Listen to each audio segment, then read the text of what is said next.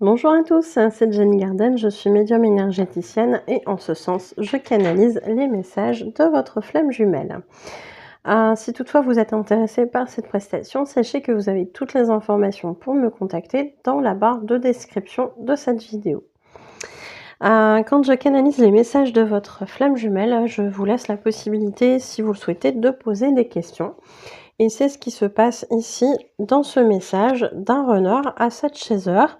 Je les remercie bien évidemment tous les deux pour leur accord sur la diffusion de ce message. Alors on y va, c'est parti. La chaser pose comme première question, est-ce que notre situation va s'améliorer? Ici, son runner lui répond, oui, notre situation s'améliorera avec le temps. Nous avons tous les deux des choses à régler. Et tu pressens que la réunion ne se fera pas tout de suite. Tu ressens sûrement de ma part une forme de distance émotionnelle et peut-être même moins le lien au niveau énergétique par moment. Cela est normal car parfois nous avons besoin d'être coupés l'un de l'autre pour mieux avancer. S'il te plaît, ne sois pas si pressé. Si je revenais maintenant, ce serait encore trop douloureux pour chacun de nous. Fais-moi confiance et fais-nous confiance. Fais confiance en tes ressentis aussi, car tu sais déjà tout ça.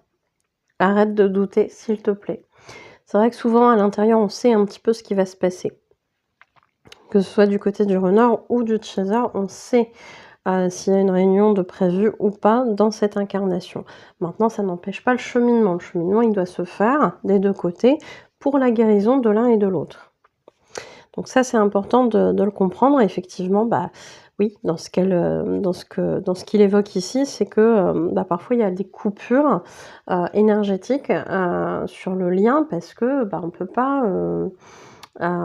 pas avoir, je dirais, parfois on a besoin en fait d'être coupé. On a besoin d'être coupé pour avancer.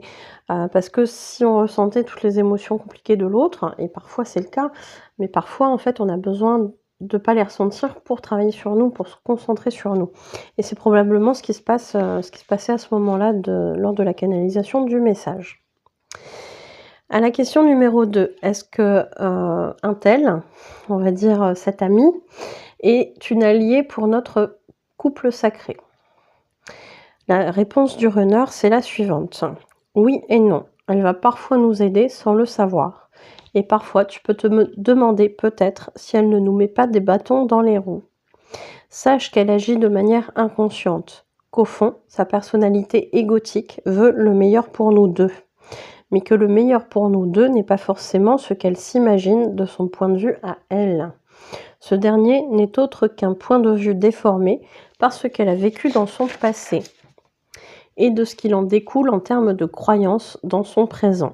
Elle n'a pas de mauvaises intentions envers nous, mais ses croyances limitantes ne sont pas des alliés au sens strict du terme pour nous deux.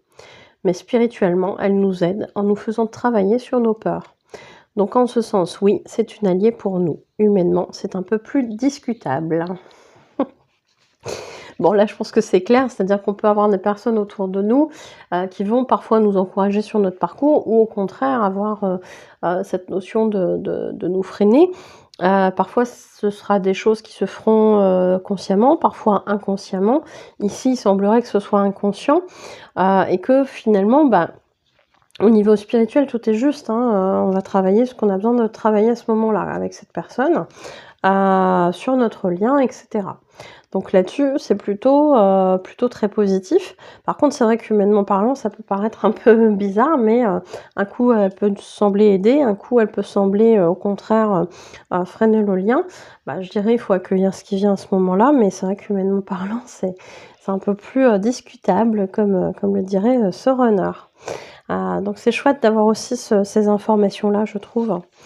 Le message libre, le voici. N'aie pas peur pour cette période qui nous éloigne encore. Je ne t'oublie pas, je ne le pourrai jamais. Ne crois pas que tu m'indiffères, car cela est faux. Ce temps d'éloignement est positif pour nous deux. Je sais que ce n'est pas facile pour toi. Travaille sur tes insécurités, celles qui sont en profondeur, celles dont tu n'as pas forcément conscience aujourd'hui. Cela te permettra d'avancer et par ricochet, moi aussi, je travaillerai sur mes peurs et mine de rien, j'en ai aussi.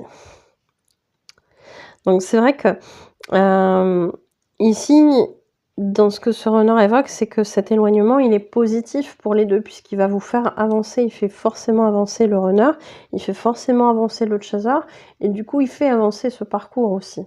C'est pas pour rien, hein, ça vient faire travailler sur beaucoup de choses. Ici, on parle des insécurités, des peurs, mais on peut parler aussi de plein de choses, plein d'autres choses. Donc, ça fait travailler et c'est aussi pour ça que c'est important, des fois, de ne pas avoir de contact. Il y a vraiment des flammes jumelles qui, sont obligées de se voir pour, diverses raisons. L'éloignement, il va se faire au niveau émotionnel. Il y aura moins d'interaction, même si on se voit encore. Vous voyez, ça dépend des parcours, hein. Il y a des parcours où on va se voir tout le temps, souvent. Il y a des parcours où on va jamais se voir, et cetera, et cetera. Tout ça, c'est pas pour rien, ça a été aussi décidé là-haut. Sache que cette situation est difficile pour moi et que j'ai parfois eu des mots durs à ton égard. Ils étaient là pour te faire travailler. Je n'ai jamais eu d'intention de te faire souffrir et je m'excuse si cela t'a blessé. C'est aussi une tentative de te rejeter parce que je souffrais vis-à-vis de toi. Ce n'est pas une excuse. Pardonne-moi pour ce qui s'est passé. Oula, attendez, parce que là, je suis perdue. Pardonne-moi, j'ai très très mal écrit. Pardonne-moi pour ce passé douloureux où j'ai tenté de nier notre lien. Voilà. Ce temps-là est révolu. Je t'aime. C'est beau ça, ce temps-là est révolu. Ça veut dire qu'effectivement, il en a terminé avec ces notions-là. Bon, bah c'est super. Il a arrêté de nier le lien. Donc ça, déjà, c'est un grand pas aussi, hein, pour un runner. Ça paraît pas pour un chaser parce que le chaser, il a conscience tout de suite du truc. Mais, et en général, le chaser, il le nie pas. Mais du côté du runner, c'est une belle étape. C'est bien, c'est très très bien. Bon, en tout cas, c'est chouette. Je remercie encore une fois runner comme chaser d'avoir accepté la diffusion de ce message. Et puis, j'espère que ça vous aura aidé. N'hésitez pas à me le montrer par les likes, les commentaires, les partages de vidéos, les abonnements à la chaîne, etc. parce que ça m'aide aussi à me faire connaître et c'est hyper important que cette chaîne se développe. Voilà. Merci beaucoup pour votre écoute. Je vous souhaite une belle journée ou une belle soirée. Je vous dis à bientôt. Prenez soin de vous.